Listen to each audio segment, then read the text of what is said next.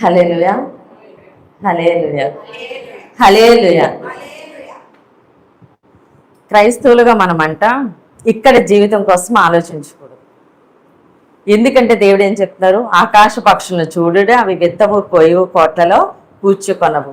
మీకు ఏది కావాలో, తినడానికి ఆహారము, త్రాగడానికి నీరు, వస్త్రములు ఏమి కావాలో దేవుడు ఆయన సమయానికైనా సమకూరుస్తూ ఉన్నారు.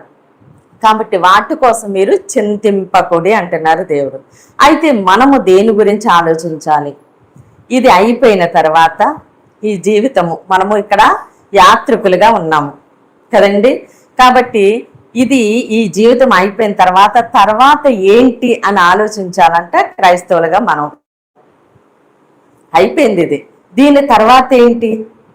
అయితే ఇక్కడ మనం జీవిస్తున్న ఈ విధానాన్ని బట్టి, మన మాటలను బట్టి, మన క్రియలను బట్టి, మన ప్రవర్తన బట్టి దేవుడు ఏం చేస్తున్నారట? మనల్ని తీర్పులోనికి తీసుకుంటున్నారు. అయితే మనము తీర్పులోనికి రాకుండా ఉండాలి అంటే ఇక్కడ ఏ విధంగా మనము జీవించాలి, మన క్రియలు ఎలా ఉండాలి, మన ప్రవర్తన ఎలా ఉండాలి, మన మాట ఎలా ఉండాలి అని దేవుడు కొన్ని విషయాలు, అంటే చాలా రిఫరెన్స్లు ఇచ్చారు. కానీ దేవుడు సమయాన్ని బట్టి మనం ఎంతవరకు దేవుడిని నడిపిస్తే అంతవరకు వెళ్దామండి. తీర్పు పొందకుండానట్లు రాసుకునే వాళ్ళకి చెప్తున్నారు, రాసేస్తున్నారు డైరీలు తీసి. సరే అండి, తీర్పు పొందకుండా ఉండాలంటే మనం ఏమి చేయాలి అని మనం చూసినట్లయితే, మొదటిగా మత్తయి సువార్త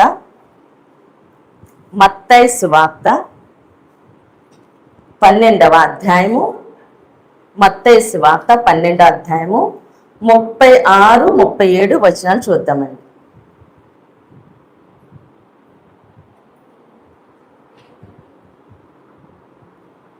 చదవండి.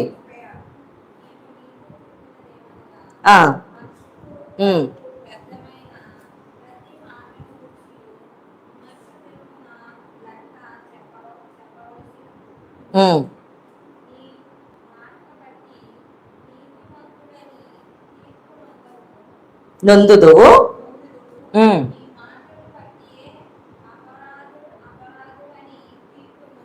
చాలండి, చిన్న ప్రేయర్ చేసుకుని మనం ముందుకెళ్దాము. మహోన్నతుడా, మహాగణుడా, పరిశుద్ధుడా, నీకే స్తోత్రాలు, వందనాలు దేవా తండ్రి. అయ్యా, వాక్యములోంచి తండ్రి మాతో మాట్లాడండి తండ్రి.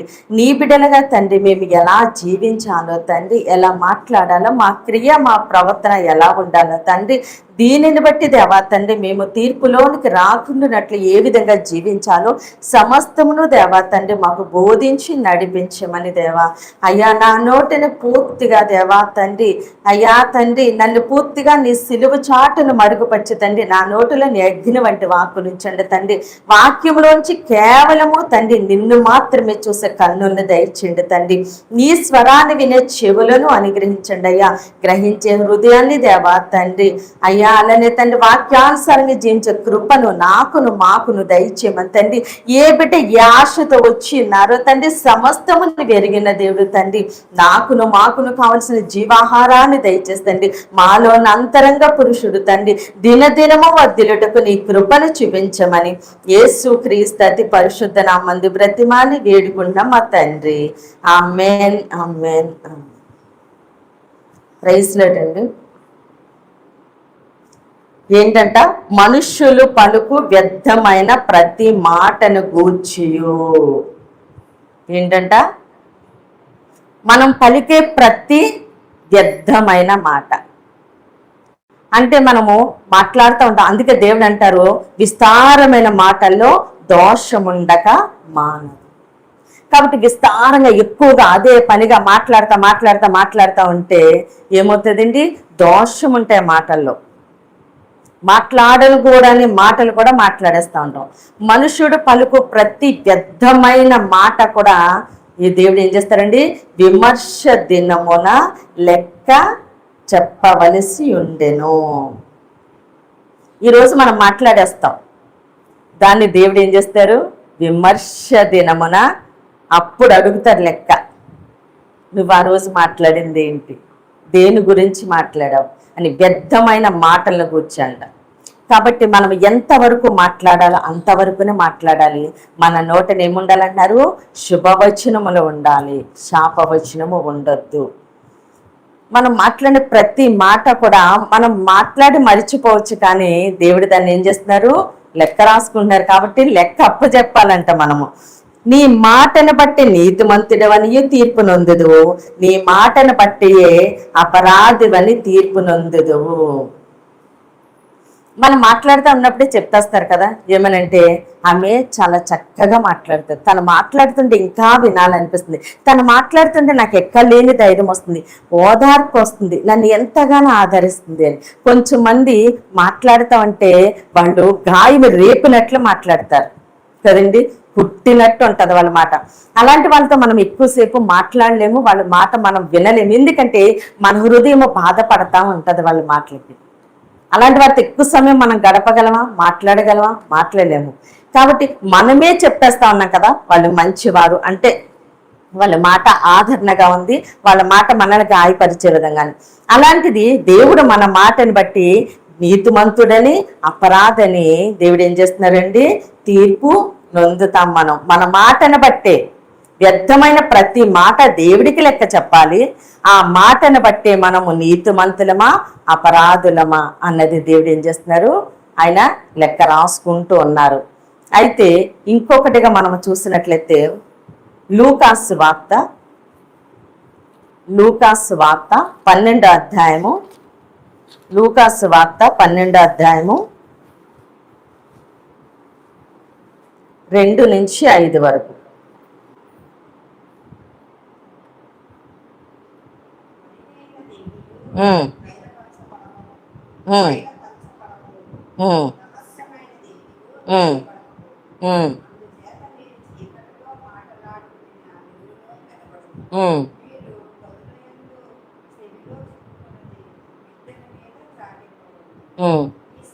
నా స్నేహితులైన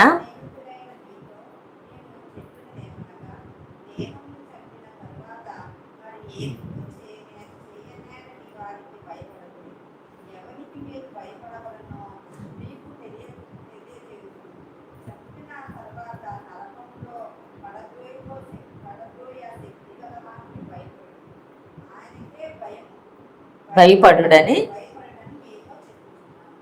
చాలండి.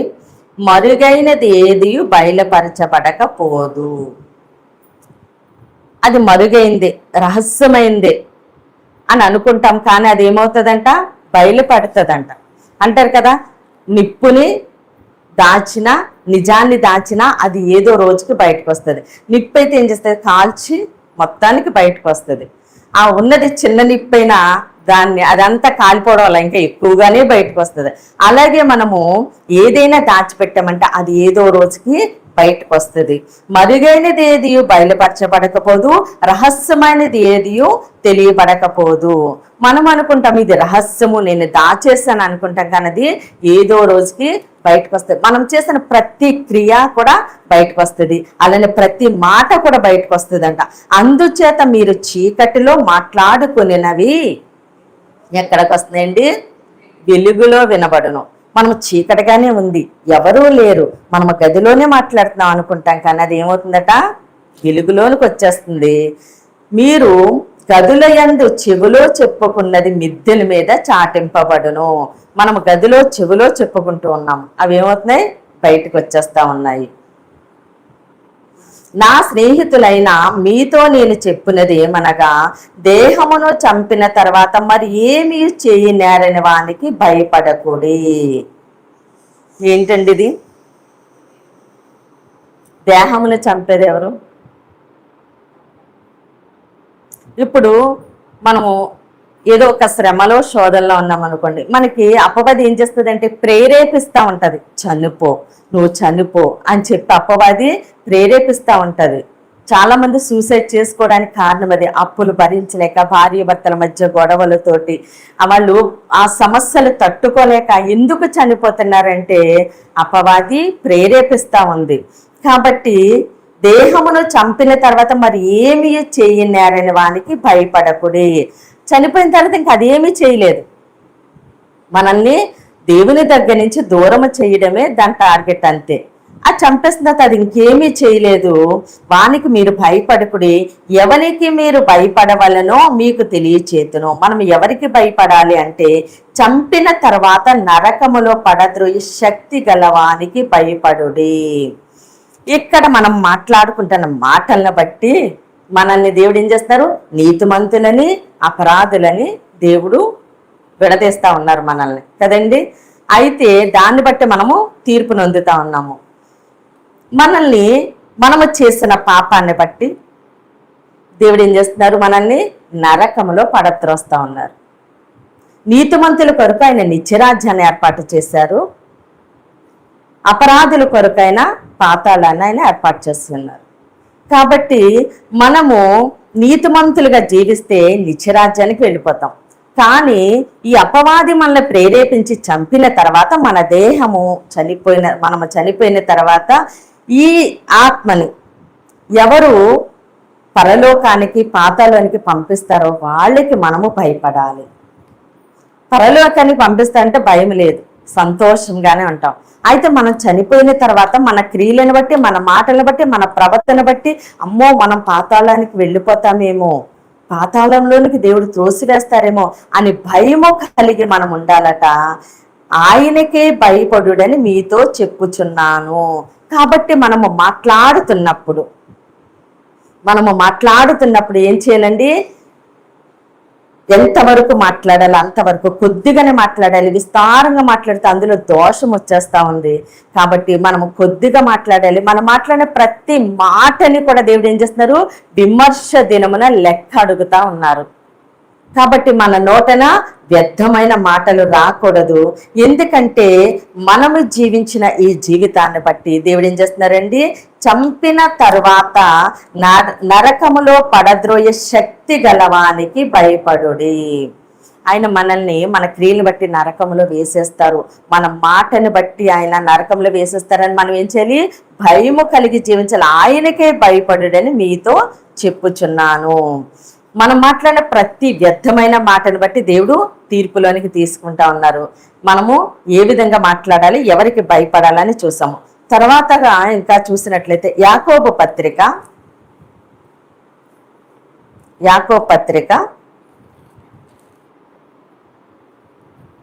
5వ అధ్యాయము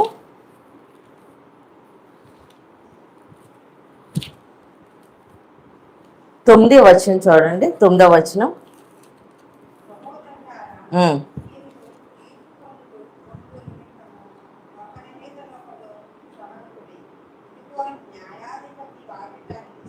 చాలండి. సహోదరులారా, మీరు తీర్పు నొందకుండు నిమిత్తము. దేని కొరకటండి? మనము తీర్పు పొందకుండా ఉండాలి అంటే ఒకని మీద ఒకడు సనగకుడి. వ్యర్థమైన మాటలను బట్టి విమర్శ దినమున దేవుడు లెక్క అడుగుతా ఉన్నారు. ఇంకొకటిగా దేవుడు ఏం చేస్తున్నారండి? మనము సనుగుతా ఉంటే దేనికోసమంట? మీరు తీర్పు పొందకుండు నిమిత్తము. మీరు తీర్పు పొందకుండా ఉండాలి, విమర్శ దినమున దేవుడికి లెక్క చెప్పకుండా ఉండాలి అంటే మీరేం చేయాలి? సనగకుడి. ఒకని మీద ఒకడు సనగకుడి. ఏదైనా చిన్న విషయం ఉందంటే ఇంకా భార్య భర్త మీద, భర్త భార్య మీద, లేదా ఇరుగు పొరుగు వారి మీద, ఇంకేదైనా చిన్నది ఉందంటే మనం ఎక్కడైనా పని చేసిన చోట మన కింద పని చేసేవాళ్ళు, లేదంటే ఎక్కడైనా మనము జీవిస్తున్న చోట ఇరుగు పొరుగు వారి మధ్య ఏదైనా చిన్న తేడా వస్తే ఆ వ్యక్తిని పట్టుకుని సనుగుతా ఉంటే అదేమవుతుందంట? తీర్పులోనికి వెళ్ళిపోతుందంట. కాబట్టి మీరు తీర్పు పొందకుండు నిమిత్తము అంటున్నారు దేవుడు. పొందకుండు నిమిత్తం ఏం చేయాలి? ఒకరి మీద ఒకరు సనగకుడి. ఇదిగో న్యాయాధిపతి వాకట నిలిచి ఉన్నాడు అంటే దాని అర్థం ఏంటండి? న్యాయం చేసే దేవుడు దూరంగా లేడు, దగ్గరగానే ఉన్నాడు. మీరు గదిలో మాట్లాడుకుంటున్నది, మీరు గదిలో చెప్పిన మాటలు ఎక్కడ వినబడుతున్నాయి? వెలుగులో వినబడతా ఉన్నాయి. మరుగైంది ఏదీ లేదు, రహస్యమైంది ఏదీ లేదు. ఆయన వాకటనే మనకి దగ్గరగానే ఉన్నారు, మన గది బయటే ఉన్నారు, మన గుమ్మము యొద్దే ఉన్నారు. ఆయనకి వినబడటం లేదా మన మాటలు? మనము సనుక్కున్న సనుగులు మనం మాట్లాడిన వ్యర్థమైన మాటలు అన్ని దేవునికి వినపడతా ఉన్నాయి. ఈ మాటలను బట్టి ఆయన మనల్ని తీర్పులోనికి తీసుకుంటా ఉన్నారు. కాబట్టి మనము ఒకరి మీద ఒకరు సనగకుండా ఉండాలట. ఇంకొకటి 12వ వచనం చూడండి. నా సహోదరులరా,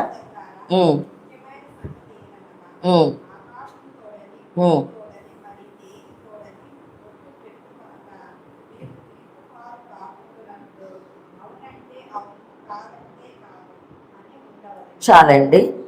ముఖ్యమైన సంగతి అంట. ముఖ్యమైన సంగతి ఏంటి?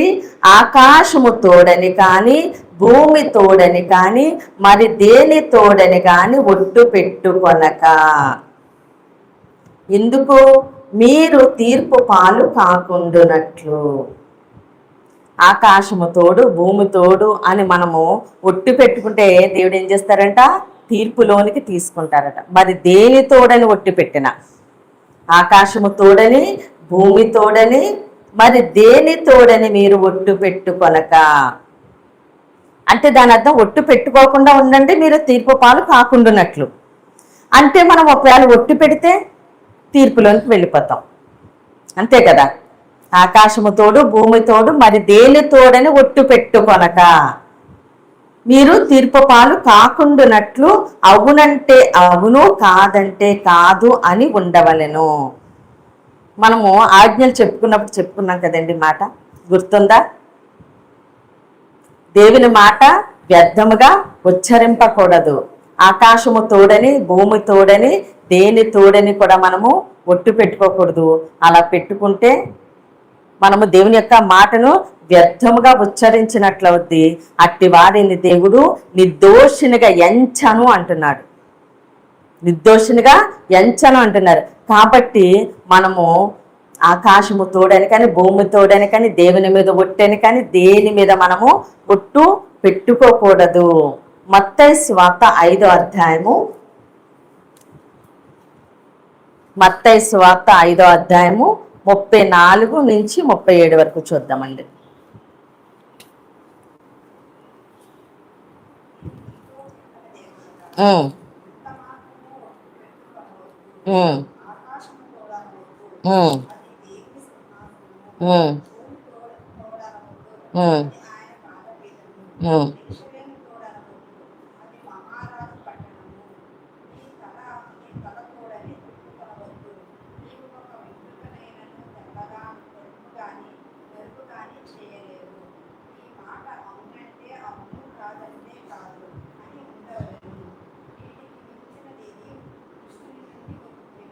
చాలమ్మా. నేను మీతో చెప్తున్నది ఏమనగా, ఎంత మాత్రము ఒట్టు పెట్టుకొనవద్దు. ఇంతకుముందు చెప్పాను, ఎంత నిందంటే మన మీదకి రానివ్వండి, ఎంత అవమానం అంటే మన మీదకి రానివ్వండి, అవునంటే అవును, కాదంటే కాదు, అంతే. వాళ్ళు ఏమంటే అనుకున్నామండి. ఎందుకంటే నిందని దీవెనిగా మార్చే దేవుడు మన పక్షముగానే ఉన్నాడు, అవమానమును ఘనతగా మార్చే దేవుడు మన పక్షముగానే ఉన్నాడు. ఆయన మన వాకిట నిలిచి ఉన్నారు. కాబట్టి వాళ్ళు ఏమో అనుకుంటారేమో, నేను చెయ్యని తప్పు చేశాను అనుకుంటారేమో అని వాళ్ళని ఒప్పించడం కోసము మనము లేదు లేదు, నా మీద ఒట్టు, లేకపోతే నీ మీద ఒట్టు, బైబిల్ మీద ఒట్టు, దేవుని మీద ఒట్టు, ఆకాశంతోడు, భూమితోడు, ఇలా దేని మీద కూడా మీరు ఒట్టు పెట్టొద్దు. అవునంటే అవును, కాదంటే కాదు అన్నట్లే మీరు ఉండాలి. ఆకాశము తోడని వద్దు, అది దేవుని సింహాసనము, భూమి ఆయన పాదపీఠము.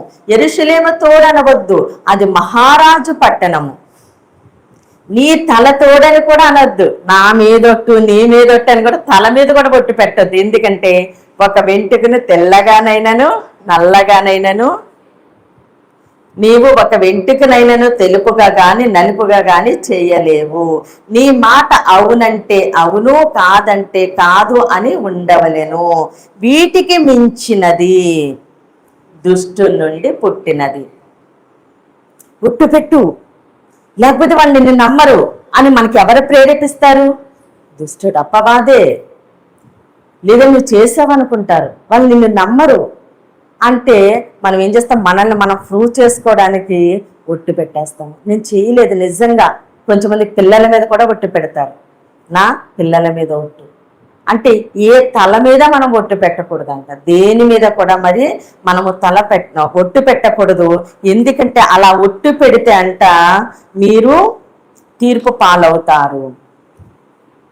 మీరు తీర్పు పాలు కాకుండునట్లు, మీరు తీర్పు పాలు కాకుండానట్లు అవునంటే అవును, కాదంటే కాదనే ఉండవలెను. ఇదంట ముఖ్యమైన సంగతి అంట. ఏంటి? ముఖ్యమైన సంగతి. కాబట్టి వ్యర్థమైన మాటల నుంచి దేవుడు తీర్పులోనికి తీసుకుంటా ఉన్నారు, సనుగుడి నుంచి దేవుడు తీర్పులోనికి తీసుకుంటా ఉన్నారు. మనము దేవుని మీద కానీ ఆకాశము తోడని భూమి తోడని లేదని మన తల మీద మనం ఒట్టు పెట్టుకున్నా అది కూడా దేవుడు తీర్పులోనికి తీసుకుంటా ఉన్నారు. కాబట్టి మనము తీర్పులోనికి రాకుండా ఉండాలి అంటే మనం ఏం చేయాలండి? ఒట్టు పెట్టకూడదు, వ్యర్థమైన మాటలు మాట్లాడకూడదు, సనగకూడదు. ఏదైనా విషయం ఉందనుకోండి దేవునికి అప్పగించి ఊరుకోవాలి తప్ప మనము వాళ్ళని అనటం వల్ల వాళ్ళకి వినబడదు, వాళ్ళకి వినబడిన దానివల్ల మనకు వచ్చే లాభము ఏమీ లేదు. కానీ మనం ఏమైపోతున్నామండి? తీర్పులోనికి వెళ్ళిపోతా ఉన్నాం. కాబట్టి తీర్పులోనికి వెళ్ళకుండానట్లు మనము ఏం చేయాలి? సనగకూడదు. తర్వాత 2 కొరింథీలు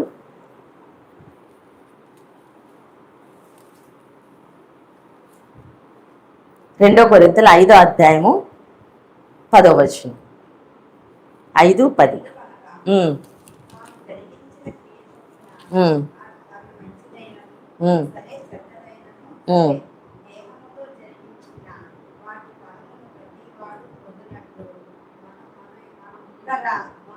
మనమందరము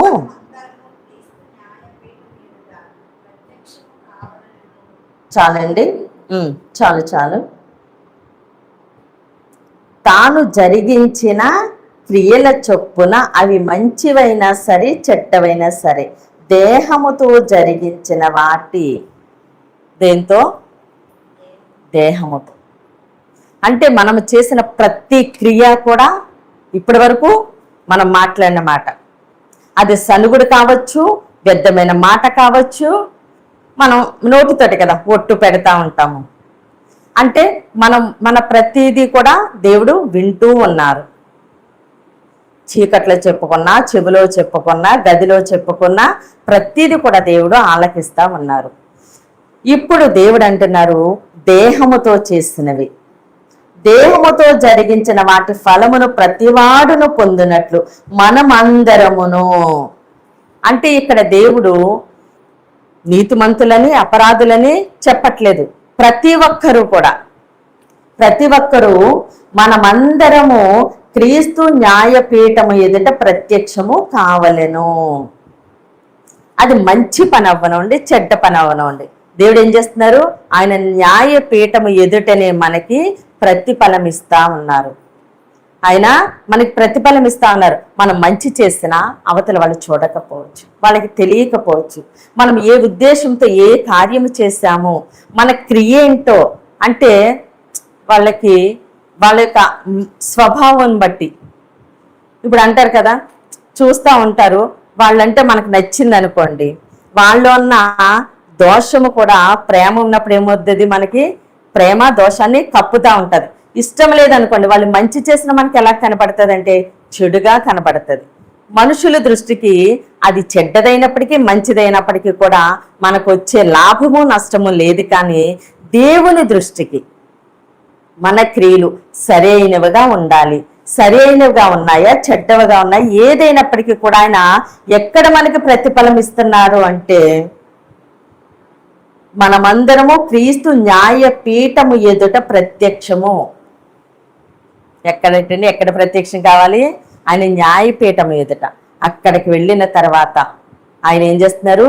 అప్పుడు మనకి న్యాయం చేస్తున్నారు. మనం చేసిన ప్రతి క్రియకి మనము మనుషులు చూడటం లేదు, వాళ్ళకి తెలియదు అని అనుకుంటా ఉంటాము.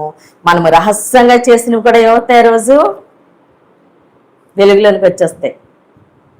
ప్రతీది కూడా ఆయన రహస్యంగా చేసినవి, మరుగైనవి అన్నీ కూడా బయటకు వస్తాయి. అందరి ఎదుటన దేవుడు మనకి తీర్పు తీరుస్తా ఉన్నారు. మత్తయి సువార్త 5వ అధ్యాయము, మత్తయి సువార్త 5వ అధ్యాయము 34 నుంచి 37 వరకు చూడండి. సారీ, 25వ అధ్యాయము,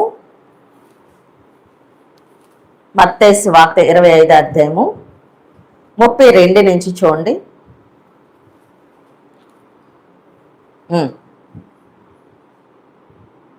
లేకపోతే 31 నుంచి చదివాను. 31 నుంచి చదివాను.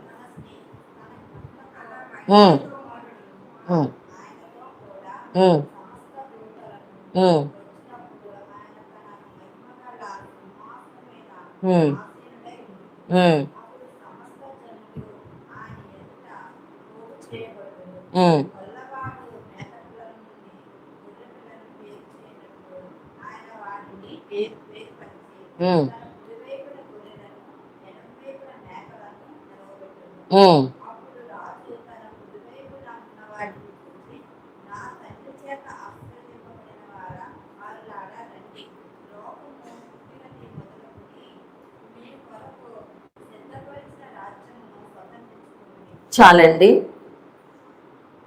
తన మహిమతో మనిషి కుమారుడును ఆయనతో కూడా సమస్త దూతలను వచ్చినప్పుడు ఆయన తన మహిమ గల సింహాసనం మీద ఆసీనుడై ఉండెను.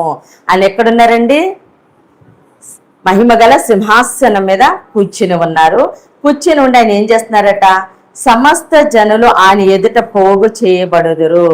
మొత్తం అందరినీ కూడా ఆయన ఎదుట పోగు చేసేస్తే ఆయన ఏం చేస్తున్నట? గొల్లవాడు ఎలా అయితే మేకలలో నుంచి గొర్రెలను వేరుపరుస్తారో అలాగే దేవుడు మనల్ని వేరుపరుస్తా ఉన్నారు. తన కుడివైపున గొర్రెలను, ఎడమవైపు మేకలను నిలవపెట్టెను.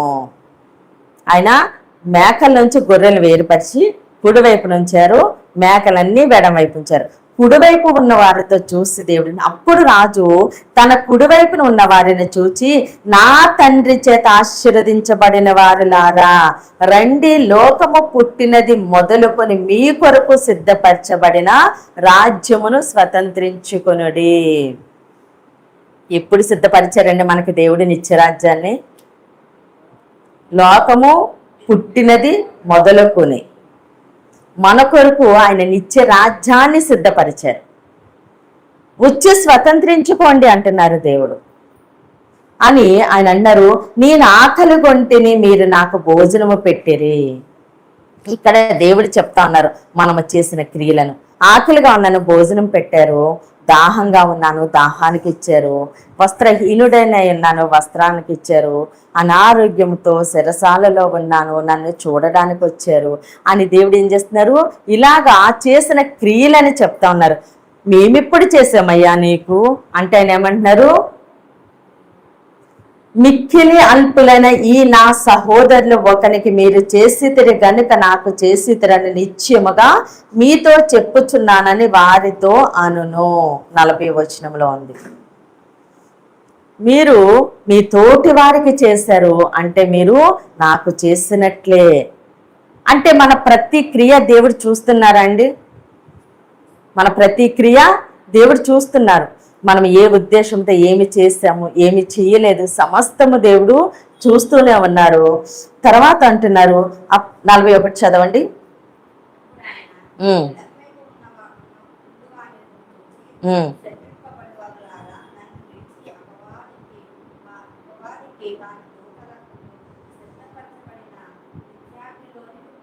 చాలండి.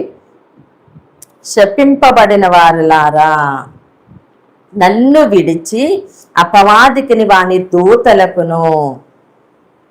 నా దగ్గర ఉండద్దు, ఇంకా నన్ను విడిచి వెళ్ళిపోండి. వెళ్ళి ఎక్కడ ఉండాలి మీరు? అపవాదికిని వాని దూతలకును సిద్ధపరచబడిన నిత్యాగ్నిలోనికి. అక్కడ అగ్ని ఆరదు, పురుగు చావదు. మీరు అక్కడికి పొండి అంటున్నారు బెడం వైపునున్న వారిని చూసి. అప్పుడు నేను ఆకలి కొంటిని, మీరు నాకు భోజనము పెట్టలేదు. దప్పి కొంటిని, దాహానికి ఇవ్వలేదు. వస్త్రహీనుడిగా ఉన్నాను, నాకు వస్త్రం ఇవ్వలేదు అని చెప్పి వాళ్ళతో దేవుడు మాట్లాడుతూ ఉన్నారు. మేమిప్పుడు చేసామయ్యా ఇలాగా అంటే 45 అంటున్నారు. అందుకు ఆయన మిక్కిలి అల్పులైన వీరిలో ఒకనికైనాను మీరు ఇలాగూ చేయలేదు కనుక నాకు చేయలేదని మీతో నిశ్చయముగా చెప్పుచున్నానని వారితో అనును. మీరు నాకంటే నాకు కాదు, మీ సహోదరులో మీరు చేయలేదు కాబట్టి నేను అలా చెప్తున్నాను. వీరు నిత్య శిక్షకును, నీతిమంతులు నిత్య జీవమునకు పోవుదురు. అంటే దేవుడు ఏం చేశారండి, మన ప్రతి క్రియ ఆయన చూస్తా ఉన్నారు. మన క్రియల చొప్పున ఆయన మనకి ప్రతిఫలం ఇస్తా ఉన్నారు. న్యాయపీఠము ఎదుట అది మంచి క్రియ అయినప్పటికీ చెడ్డ క్రియ అయినప్పటికీ మనకి ప్రతిఫలము, మన యొక్క క్రియలకి తగిన ఫలం ఎక్కడిస్తున్నారండి? ఆయన సింహాసనం మీద కూర్చుని ఆయన న్యాయపీఠం ఎదుట మనము నిలబడి ఉన్నప్పుడు మనల్ని వేరుపరచి ఆశీర్వదించబడిన వారులారా అంటున్నారు, శపింపబడిన వారులారా అంటారు.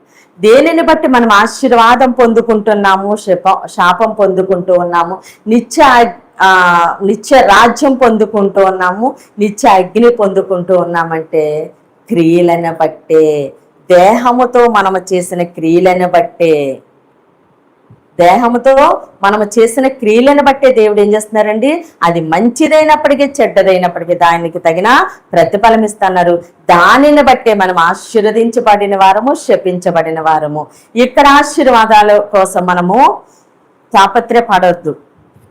దేవుడు ఎలాగ ఇస్తారు, ఎందుకంటే ప్రియుడాను ఆత్మలో వర్ధిల్లుచున్న ప్రకారము అన్ని విషయంలోనూ వర్ధిల్లదు. మొదటిగా మనం ఏ విషయంలో వర్ధిల్లాలి? ఆత్మీయ స్థితిలో వర్ధిల్లాలి. మనము దేవుణ్ణి వెంబడించాలి, మనస్ఫూర్తిగా దేవుణ్ణి ఆరాధించాలి, పూర్ణ మనసుతో, పూర్ణ బలంతో, పూర్ణ శక్తితో. అంటే కాసేపు ఆవేశంగా చేసేసి బలహీనమైపోవడం కదండి. పూర్ణ బలం అంటే మనకి బలం ఉన్నంత కాలము, మనకి శక్తి ఉన్నంత కాలము మనము దేవుని స్తుతించే వారంగా, ఆరాధించే వారంగా పూర్ణ మనసుతో. అంటే ఇంకా మనసులో రెండు ఆలోచన ఉండకూడదు, దేవుని ఆలోచన తప్ప. మనకి రెండు ఆలోచన రావద్దు. మనం పూర్ణ హృదయముతో దేవుని ఆరాధిస్తూ ఉంటే ఆశీర్వాదాలు వాటి వెంబడి అవే వస్తాయి. మనము ఎప్పుడు కూడా ఆశీర్వాదాలు వెంబడి వెళ్ళక్కర్లేదు. ఎందుకంటే ద్వితీయోపదేశకాండము తీయొద్దు కానీ 28 మొదట్లో ఏం చెప్తున్నారు?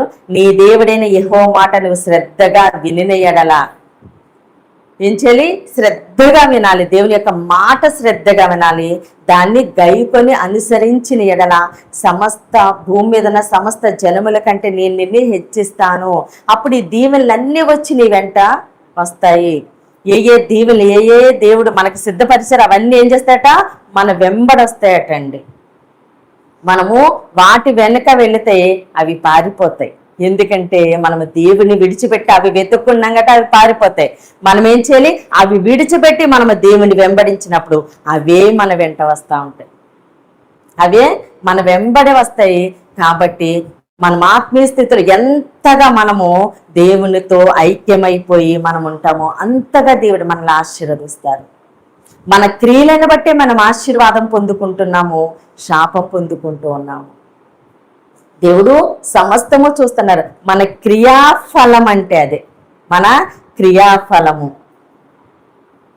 1 కొరింథీ 4వ అధ్యాయము 5వ వచనం చూడండి. 1 కొరింథీ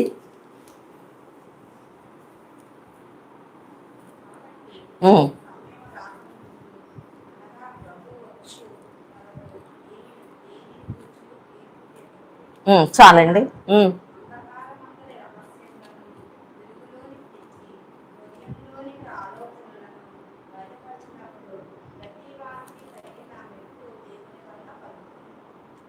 చాలండి. ప్రభు వచ్చే వరకు దేనిని గూర్చి తీర్పు తీర్చకుడి. ఏం చేయాలంట? వాళ్ళు అలా చేశారు, వీళ్ళు ఇలా చేశారు, అందుకే వాళ్ళు ఇలా అనుభవించుకుంటున్నారు, వాళ్ళు ఇలా చేశారు కాబట్టి వాళ్ళు ఇలా అయిపోతారు అని దేనిని గూర్చి కూడా తీర్పు తీర్చకుడి. తీర్పు తీరిస్తే ఏమవుద్ది? ఆయన అంధకారమందుని రహస్యములు వెలుగులోనికి తెచ్చి హృదయములోని ఆలోచనలు బయలుపరిచినప్పుడు ప్రతి వానికి నీ తగిన మెప్పు దేవుని వల్ల కలుగును. మన హృదయంలో ఏముందో, ఇప్పుడు నా హృదయంలో ఏముందో మీకు తెలియదు, మీ హృదయంలో ఏముందో నాకు తెలియదు. అంటే కొన్ని విషయాలు దేవుడు బయలుపరిస్తే తప్ప. కాబట్టి అంధకారమందుని రహస్యములు వెలుగులోనికి తెచ్చి హృదయములోని ఆలోచన బయలుపరిచినప్పుడు ప్రతివానికి ఎవరి వల్ల మెప్పు వస్తుందండి? దేవుని వల్ల వస్తూ ఉంది. కాబట్టి మీరు ఏ ఉద్దేశముతో, ఏ పరిస్థితిలో మీరు ఏం చేశారో నాకు తెలియదు. అది మంచిదో చెడ్డదో నాకు తెలియదు. నేను నా ఆలోచన ప్రకారంగా మీరు చేసింది చెడ్డదే అని నేను అనుకుంటున్నాను. నేను తీర్పు తీరుస్తా ఉన్నాను. కానీ అది మంచి పని అయ్యి దేవుడు మిమ్మల్ని బయటికి తీసుకువచ్చినప్పుడు, వెలుగులోనికి తెచ్చి హృదయంలోని ఆలోచన బయలుపరిచినప్పుడు వాళ్ళకి ఏమొస్తుంది? మెప్పు వస్తూ ఉంది. కాబట్టి తొందరపడి మనం ఎవరికి తీర్పు తీర్చకూడదు. ఇలా చేశారు కాబట్టి వాళ్ళకి ఇలా జరిగింది, అందుకే జరిగింది, వాళ్ళు ఈరోజు అనుభవించుకుంటున్నారు, ఈ తీర్పు మనము తీర్చకూడదు అని దేవుడు చెప్తా ఉన్నారు. ప్రసంగి 12వ అధ్యాయము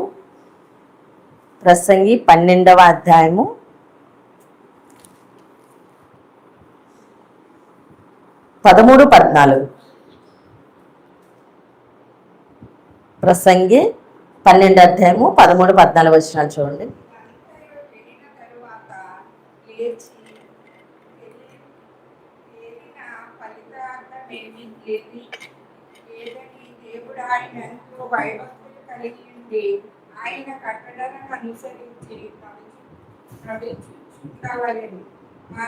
మానవ కోటికి గూఢమైన అంశమును గురించి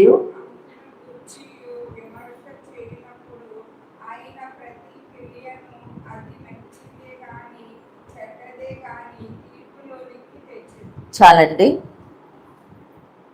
దొరికిందండి 562వ పేజీ. దేవుని యందు భయభక్తులు కలిగి ఉండి ఆయన కట్టడలను అనుసరించి నడుచుకొని చుండవలెను. ఆయన కట్టడలు ఏంటండి?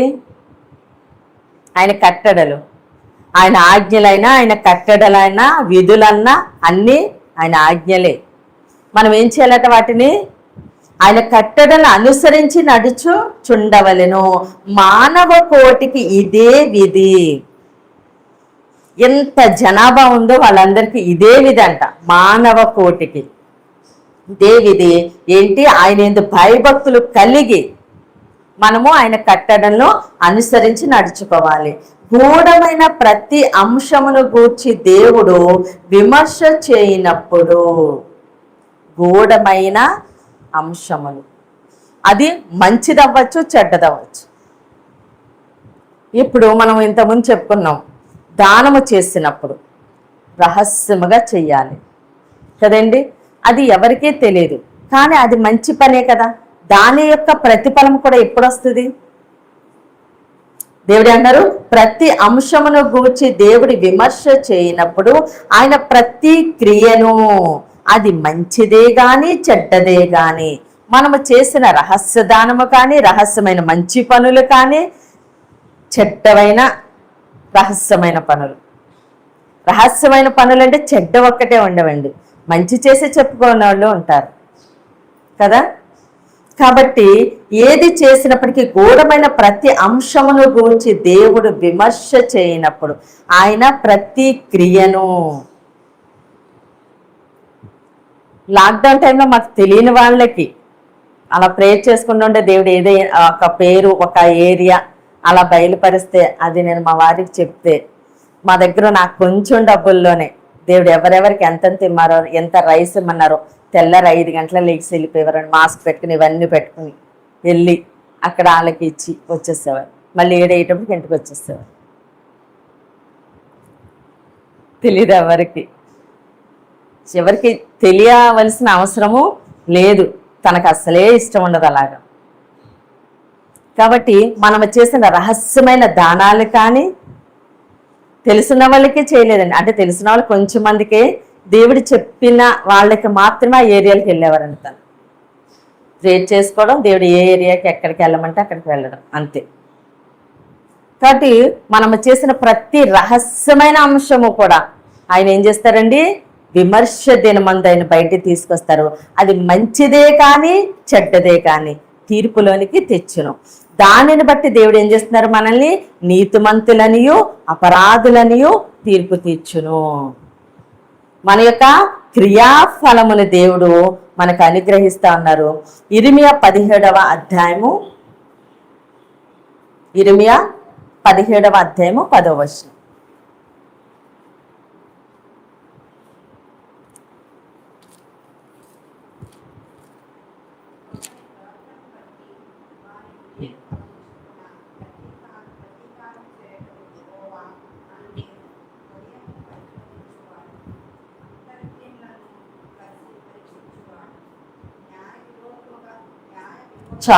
చాలండి 10వ వచనం ఒకటే. ఒకని ప్రవర్తనను బట్టి వాని క్రియల ఫలము చొప్పున ప్రతీకారము చేయుటకు. ఒకని ప్రవర్తన బట్టి, మన యొక్క ప్రవర్తన బట్టి ఏమవుతుందండి, క్రియల ఫలము. మన యొక్క ప్రవర్తన బట్టి క్రియల ఫలము చొప్పున ప్రతీకారము చేయుటకు యెహోవా అని నేను హృదయములను పరిశోధించువాడను. మన హృదయాన్ని పరిశోధిస్తున్నారు దేవుడు. అందుకే ఆయన అంటారు యెహోవా హృదయ పరిశోధకుడు. ఎవరండి? యెహోవా హృదయ పరిశోధకుడు. ఆయన మన యొక్క హృదయాన్ని ఆయన పరిశోధిస్తా ఉన్నారు. అంతరింద్రమును పరీక్షించువాడు. ఆయన మనల్ని పరీక్షిస్తా ఉన్నారు, పరిశోధిస్తా ఉన్నారు. దానిని బట్టి ఒకని ప్రవర్తనను బట్టి వాని క్రియల ఫలము చొప్పున ప్రతీకారము చేయుటకు. మన యొక్క క్రియల ఫలము, మన యొక్క ప్రవర్తన బట్టి దేవుడు ఏం చేస్తున్నారు, మనకు అనుగ్రహిస్తా ఉన్నారు. అది చెడ్డదైనా మంచిదైనా న్యాయపీఠము ఎదుట, ఆయన మహిమ గల సింహాసనం ఎదుట మన అందరినీ పోగు చేసి ఆయన దానికి తగిన ప్రతిఫలము అనుగ్రహిస్తా ఉన్నారు. మత్తయి సువార్త 16వ అధ్యాయము 27వ వచనము. 16:27.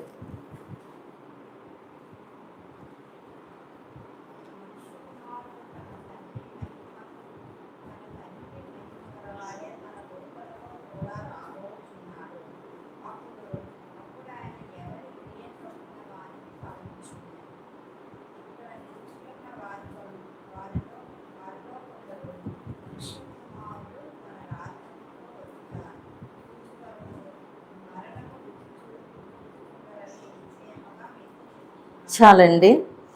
మనుష్య కుమారుడు తన తండ్రి మహిమ గలవాడే తన దూతలతో కూడా రాబోచున్నాడు. అప్పుడు ఆయన ఎవని క్రియల చొప్పున వానికి ఫలమిచ్చును.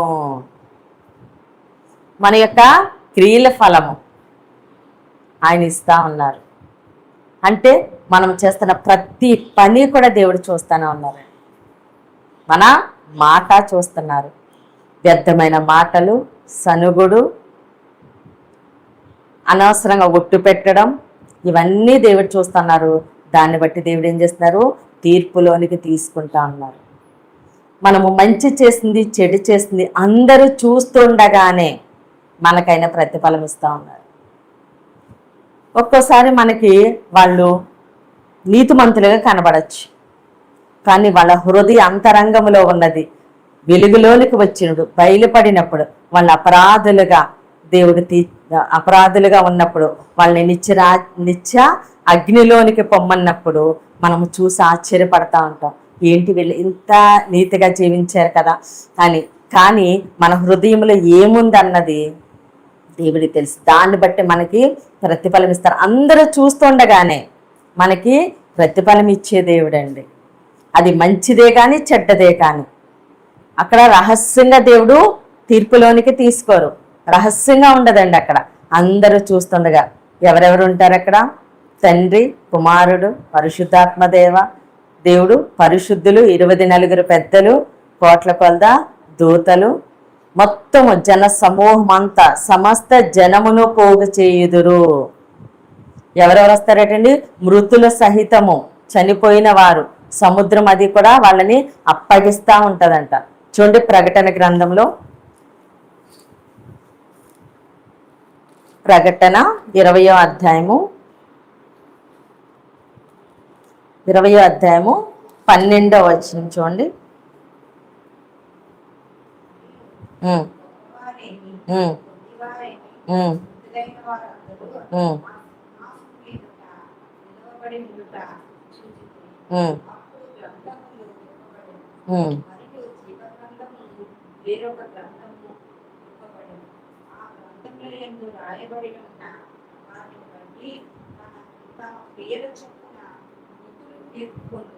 చాలండి.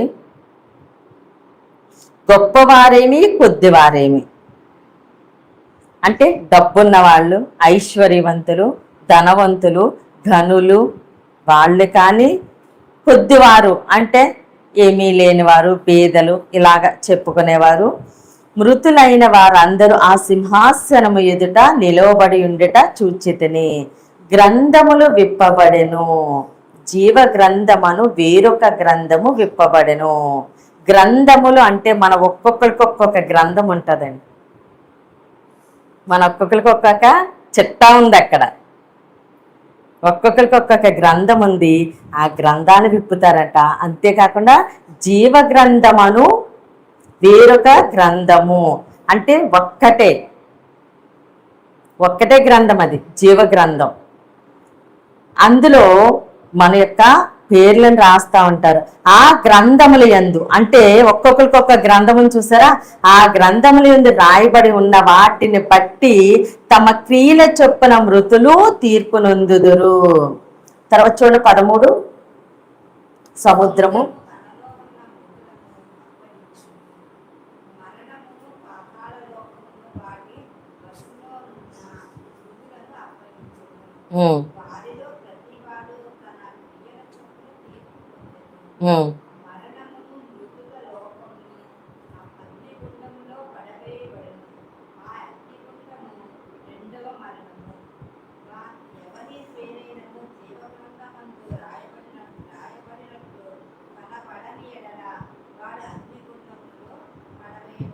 చాలండి.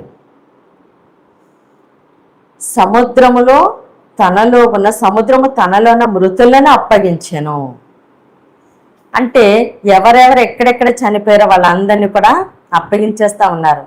దేవుడు అందరినీ పోగు చేసే, శరీరంతో ఉన్నవారు ఏమవుతారు, ఈ శరీరాన్ని ఇక్కడ విడిచిపెట్టి మహిమ శరీరంతో లేపబడతారు. మృతులైన వారు, ఆల్రెడీ పరదేశంలో ఉన్నవారు అందరికి ఒకేసారి తీర్పండి. అందరి గ్రంథాలు అక్కడే విప్పబడతాయి, అందరి చరిత్ర అక్కడే బయటకు వస్తుందండి. రహస్యమైనవన్నీ కూడా అప్పుడు వెలుగులోనికి వచ్చేస్తాయి, గూఢమైనవన్నీ కూడా బయలుపరచబడుతుంది. అప్పుడు వారందరి ఎదుట తీర్పు తీరుస్తారు. అప్పుడు మనము ప్రతిఫలం పొందుకుంటాం. దేవుడు అందరి ఎదుట ఏం చేస్తున్నారండి, వారి క్రియల చొప్పున ప్రతిఫలము అనుగ్రహిస్తా ఉన్నారు. ఈ జీవ గ్రంథాల కోసం దేవుని చిత్తం అయితే ఒక్కసారి ఒక ఆదివారం చూసుకుందాము. ఇప్పుడైతే ఆ జీవ గ్రంథం అని వేరొక గ్రంథము విప్పబడను. ఆ కింద ఉంది చూడండి 15వ వచనంలో, ఎవని పేరైనను జీవ గ్రంథమందు రాయబడినట్లు కనబడని ఎడల, అంటే మన క్రియలకి ఒక్కొక్క గ్రంథం ఉంది. జీవ గ్రంథంలో మన యొక్క క్రియలను బట్టి నీతిమంతుడని చెప్పి దేవుడు ఏం చేస్తారు, మన పేర్లు రాస్తా ఉన్నారు. క్రైస్తవులుగా మనం దేనికోసం ఆరాటపడాలంటే, ఇక్కడ ఆశీర్వాదము, ఇక్కడ దీనికోసం వద్దు అని కాదు, ఇక్కడ ఆశీర్వదిస్తారు దేవుడు. కానీ మొదటగా ఏమంటున్నారు దేవుడు, ఆయన నీతిని, ఆయన రాజ్యాన్ని వెతకమంటున్నారు. ఆయన నీతిని, రాజ్యాన్ని మొదట వెతకాలి మనం. అప్పుడు దేవుడు మనకి ఏమి కావాలో ఆయనే మనకి సమకూరుస్తూ ఉన్నారు. మనము చనిపోయిన తర్వాత మనం ఇప్పుడు మాట్లాడిన మాట, ఇప్పుడు మనం ప్రవర్తిస్తున్న ప్రవర్తన, ఇప్పుడు మన యొక్క క్రియ ఏ విధంగా ఉంది, దీనిని బట్టి నేను తీర్పులోనికి వెళ్తానేమో, లేదంటే అందరి ఎదుట దేవుడు తీర్పు తీర్చినప్పుడు మనము అవమానపడవలసి వస్తుంది. అంతేకాకుండా ఎక్కడికి వెళ్ళిపోతాము, నిత్య అగ్నిలోనికి వెళ్ళిపోతాం. దేవుడు మన కొరకు, ఆయన బిడ్డల కొరకు నిత్య రాజ్యాన్ని ఏర్పాటు చేశారు.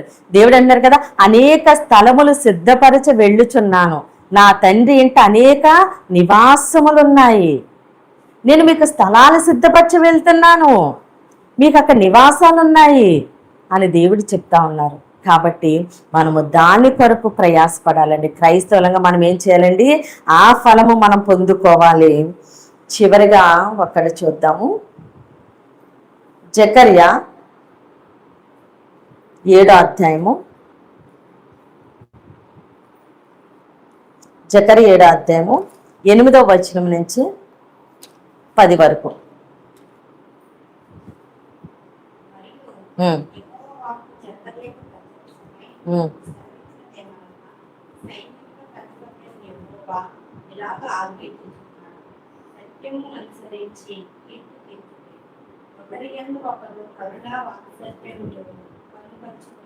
చాలండి, ఒక్క నిమిషం.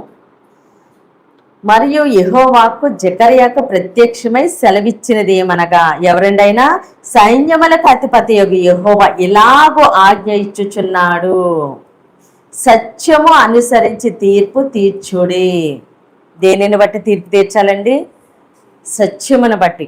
అది నిజము అయితే నువ్వు తీర్పు తీర్చచ్చు. కానీ తెలియకుండా తీర్పు తీరిస్తే ఏమవుతుంది?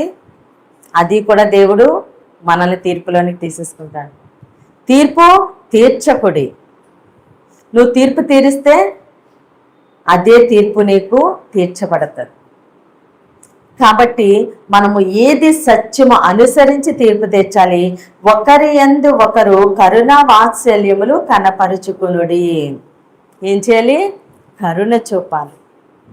అంతేగాని వాళ్ళు చేసిన పనిని బట్టి మనము నిజమో కాదో, సత్యమో కాదో తెలియకుండా మనము తీర్పు తీర్చకూడదు అని దేవుడు సెలవిస్తా ఉన్నారు.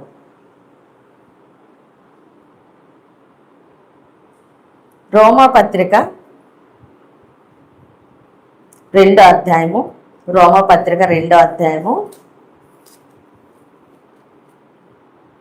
6-7 వచనాలు. 2వ పత్రిక 6-7.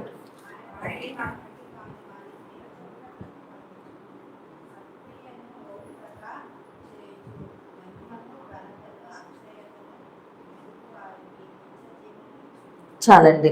ఆయన ప్రతి వానికి వాని క్రియల చొప్పున ప్రతిఫలం ఇచ్చెను. ఏం చేస్తున్నారండి? వాని క్రియల చొప్పున. అది మంచి క్రియ అయినా చెడ్డ క్రియ అయినా దేవుడైతే ప్రతిఫలం ఇస్తారు. మనం చేసిన ప్రతి దానికైనా ప్రతిఫలం ఇస్తున్నారు. అయితే సత్క్రియను ఓపికగా చేయొచ్చు. ఏం చేయాలంట? సత్క్రియ, మంచి పని ఓపికగా చేయాలంట. ఎందుకంటే మనము చేస్తూ ఉంటాము, మనకి ఏదో వ్యతిరేకత వస్తూ ఉంటుంది. మనం అనుకుంటాం, నేను ఇంత నీతిగా ఇంత మంచిగా ఇలా చేస్తున్నప్పటికీ నాకు ఏ ప్రతిఫలము రావట్లేదు, ఎందుకులే. లోకంలో జీవించేవాళ్ళు, మోసం చేసేవాళ్ళు, అబద్ధం ఆడేవాళ్ళు అందరూ బాగానే ఉన్నారు కదా, నేనెందుకు ఇలాగా అని జారిపోయే వాళ్ళు ఉంటారు. కాబట్టి దేవుడు అంటారు, సత్క్రియను ఓపికగా చేయొచ్చు. మనం ఓపికగా చేయాలి. ఎందుకంటే ప్రతి వానికి వాని క్రియలు చొప్పున ప్రతిఫలం ఇచ్చే దేవుడు ఆయన సిద్ధముగానే ఉన్నారు. ప్రతి దానికి మనం చేసిన క్రియలకైనా రాసేసుకుంటూనే ఉన్నారు. మనకంటూ ఒక గ్రంథం పెట్టేశారు, ఒక్కొక్కరికి ఒక్కొక్క గ్రంథం. అందరి పేర్లు రాయడానికి ఒకే గ్రంథం అంట. చూడండి, అంటే ఎన్ని పేర్లు వెళ్తాయి ఆ గ్రంథంలోకి? అందరి పేర్లు రాయడానికి ఒక్కటే, మానవ కోటికి ఒకటే జీవ గ్రంథం మన పేర్లు రాయడానికి. కానీ మన యొక్క చిట్టా రాయడానికి అంటే ఒక్కొక్కరికి ఒక్కొక్క గ్రంథం అంట. కాబట్టి మనము ఓపికగా చెయ్యాలి. దేవుడు చూస్తున్నారు. ఒకానొక రోజు తప్పకుండా నేను చేసిన ప్రతి పనికి దేవుడు ప్రతిఫలం ఇస్తారని ఓపికగా చెయ్యాలి. మహిమను, ఘనతను, అక్షయతను వెతుకు వారికి నిత్య జీవం ఇచ్చును. మనం ఓపికగా చేస్తామండి. దేవుని మహిమ కొరకు, ఆయన ఘనత కొరకు, అక్షయత కొరకు మనం వెతుకుతా ఉంటే మనకి ఏమి ఇస్తున్నారండి? దేవుడు నిత్య జీవమనే ఇస్తా ఉన్నారు. కాబట్టి మనుషులు ఏదో అన్నారని, లేకపోతే మనకన్నా వాళ్ళే బాగున్నారు, ఎందుకు నేను ఎంత చేసిన ప్రతిఫలం రావట్లేదని ఎప్పుడూ అనుకోవద్దు. ఎందుకంటే ఆయన సమస్తము చూస్తా ఉన్నారు. మన ఆలోచనలు కూడా ఆయన ఎరిగి ఉన్నారు. ఇంకా రిఫరెన్స్లు ఉన్నాయి కానీ ఇంకా టైం లేని కారణంగా దేవుని చిత్తమైతే వచ్చే ఆదివారం కానీ లేకపోతే ఇంకెప్పుడైనా చూద్దాము. ఎందుకంటే మన ఆలోచనలు కూడా ఆయన చూస్తూనే ఉన్నారు. మన మాట, మన క్రియ, మన ప్రవర్తన, మన ఆలోచన అన్నీ దేవుడు చూస్తున్నారు. దానిని బట్టి దేవుడు మనకు ప్రతిఫలం ఇస్తున్నారు. ఈరోజు నేను ఇంత కష్టపడుతున్నాను, ఇంత యథార్థంగా జీవిస్తున్నాను, ఇంత మంచిగా జీవిస్తున్నాను, నాకు తగిన ప్రతిఫలం ఇవ్వట్లేదు, రావట్లేదు అని మనం అనుకోవద్దు. కానీ మనం చేసిన ప్రతిదానికి, అది మంచిదైనను చెడ్డదైనను, దేవుడు ఏం చేస్తారు? ప్రతిఫలం ఇచ్చే దేవుడు ఉన్నారు. దాన్ని బట్టి మనం నిత్యరాజ్యము పొందుకోబోతూ ఉన్నాము. దేవుడు మేకల నుంచి గొర్రెలను విడదీసినట్టు ఆయన విడదీసి ఆయన న్యాయపీఠము ఎదుట అందరినీ పోగు చేసి ఆయన సింహాసనం మీద ఆసీనుడై ఉండి మనకి తీర్పు తీరుస్తా ఉన్నారు. కాబట్టి ఏ ఏ విషయాల్లో మనం తీర్పులోనికి వెళ్ళకూడదో, మాటే కదా అంటారు కదా, నరమలేని నాలిక. నరమలేని నాలిక ఏం చేస్తుందండి? ఒక చిన్న అగ్గిపుల్ల అడవిని తగలబెట్టినట్ట జీవితాలని తగలెట్టేస్తుందట. అది ఉంది. దేవుని చిత్తం అయితే అది ఒక వర్తమానం. కాబట్టి నోటి మాటే కదా అని మనం మాట్లాడేస్తే ఆ మాట కూడా దేవుడు తీసుకుంటా ఉన్నారండి. మన ప్రతి మాట, వ్యర్థమైన ప్రతి మాట అంటున్నారు దేవుడు. అందుకే దేవుడు అన్నారు, కొంచెంగా మాట్లాడండి, విస్తారమైన మాటలు దోషముండకపోదు. కాబట్టి ఎంతవరకు మాట్లాడాలో అంతవరకునే మనం మాట్లాడాలి. చూడండి, ఎవరైనా ఎక్కువగా మాట్లాడుకుంటా ఉన్నారండి కానీ కొంచెం కాలానికి ఖచ్చితంగా వాళ్ళ మధ్య గొడవ వచ్చేది కదా. ఎక్కువ ఎవరితో అన్నా ఉన్నారనుకోండి, కొంచెం కాలానికి ఏదో తేడా వచ్చేది. ఎందుకంటే ఎక్కువ మాట్లాడుతూ ఉంటారు. ఆ విస్తారమైన మాటలో ఏదో దోషం ఉంటుంది, వాళ్ళ హృదయానికి ఏదో గాయం తగులుతుంది. మనం ఎంతవరకు మాట్లాడాలో అంతవరకునే మాట్లాడాలి. ప్రతి మాటని, ప్రతి సనుగుడిని దేవుడు ఆయన తీర్పులోనికి తీసుకుంటానండి. కాబట్టి మనము ఒకరి మీద ఒకరు సనగొద్దు, ఒట్టు పెట్టద్దు. ఒకళ్ళని మనము మెప్పించాలనో లేకపోతే మనము నేను కరెక్టే అని మనల్ని మనం ప్రూవ్ చేసుకోవడానికో ఒట్టు పెట్టద్దు. దేవుని మీద కానీ, బైబిల్ మీద కానీ, ఆకాశం మీద కానీ, భూమి మీద కానీ, ఆఖరికి మన తల మీద కూడా మనం పెట్టుకునే హక్కు, అధికారము మనకు లేదు. ఒకవేళ పెట్టుకుంటే దాన్ని బట్టి కూడా మనం తీర్పులోకి వెళ్ళిపోతాం. కాబట్టి మన క్రియ ఎలా ఉంది, మన మాట ఎలా ఉంది, మన ప్రవర్తన ఎలా ఉంది, మన ఆలోచన ఎలా ఉంది, సమస్తము దేవుడు చూస్తూ ఉన్నారు. దానిని బట్టి దేవుడు మనకు ప్రతిఫలం ఇస్తున్నారు. కాబట్టి చిన్న చిన్నవి మనకి తెలియనివే మనము తీర్పులోనికి వెళ్ళిపోతా ఉంటాం. కాబట్టి దేవుడు ఈరోజు మనము ఏ ఏ విషయాల్లో మనల్ని మనము సరి చేసుకోవాలి, దానిని బట్టి మనము తీర్పు నుంచి ఎలా తప్పించుకుంటాము అని దేవుడు మనతో ఈరోజు చాలా స్పష్టంగానే మాట్లాడారు. దేవుడి కొద్ది మాటలు దీవించి ఆశీర్వదించునుగాక. ఆమేన్. ప్రేయర్ చేసుకుందాము. అందరూ కన్నులు మూసుకుని ప్రేయర్లోకి పోవచ్చు. మహోన్నతుడ, మహాగణుడ, పరిశుద్ధుడ, నీకే స్తోత్రాలు, వందనాలు దేవా తండ్రి. ఇచ్చిన వర్తమానాన్ని బట్టి వందనాలు దేవా, నీకే స్తోత్రములు తండ్రి. వాక్యం నుంచి తండ్రి నాతో మాతో సూటిగా మాట్లాడినందుకు వందనాలయ్యా, నీకే స్తోత్రములు తండ్రి. అవును దేవా తండ్రి, మా ప్రతి మాటను దేవా తండ్రి అయ్యా నువ్వు దేవా తండ్రి వ్యర్థమైన ప్రతి మాటను తీర్పులని తీసుకుంటానన్నా తండ్రి. అయ్యా ఒకరి మీద ఒకరు సనిగిన సనుగుణ్ణి దేవా తండ్రి, అదే విధముగా దేవా తండ్రి మా ప్రతి క్రియను, మా ప్రతి ప్రవర్తనను తండ్రి సమస్తము దేవతను చూస్తున్న దేవుడు తండ్రి. ఏ విధంగా మేము జీవించాలో తండ్రి, ఏ విధంగా మేము జీవిస్తే తండ్రి తీర్పులోనికి రాకుండా తండ్రి నువ్వు సిద్ధపరిచిన తండ్రి నిజ రాజ్యంలోనికి దాటిపోతాము తండ్రి.